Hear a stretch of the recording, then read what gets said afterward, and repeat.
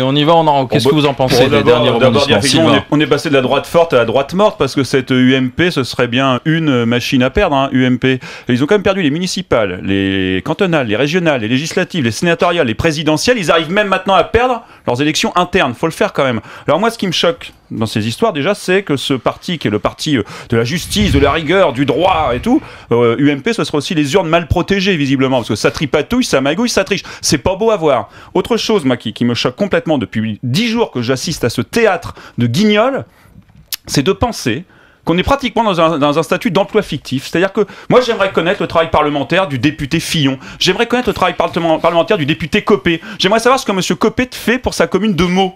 Parce que c'est trop facile, ces types-là, ils vivent, ils s'engraissent sur la République, ils n'ont pas été élus pour occuper les plateaux médiatiques. Je suis désolé, ils y sont du matin au soir, du soir au matin. Donc en attendant, ils s'occupent pas de leur ville, mais c'est ça, du tout, de leur circonscription. Moi, j'espère qu'ils vont pas toucher leur mandat d'élu. C'est scandaleux, là. Ils sont carrément en train, parce que ces gens-là, ils ont une patrie, et puis un parti, c'est leur pomme, c'est leur gueule, si je peux être mal poli 2 secondes. Moi, ce qui me choque depuis 10 jours, c'est ça, c'est l'occupation de l'espace médiatique au détriment de tout travail d'élus et parlementaires. Et Valérie Debord le rappelle, on vient d'avoir encore une hausse du chômage en France, on peut pas dire que ça les préoccupe beaucoup, à part leur emploi à eux. Donc voilà, moi, ce qui m'a choqué principalement. Et puis une petite explication du refus de Copé sur le référendum.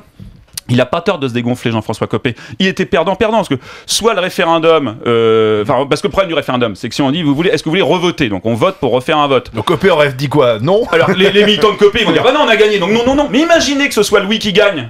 Ça voudrait dire qu'en fait, il y aurait plus de gens qui voudraient revoter, donc sous-entendu qu'il y aurait peut-être plus de fillonistes que de copéistes. Donc on était complètement coincés. Donc l'idée du référendum était une mauvaise idée. Bah il faudrait un référendum pour savoir s'il faut faire un référendum. Voilà ce que je leur propose, quoi, où on en est. Non, moi je pense sincèrement que de toute façon,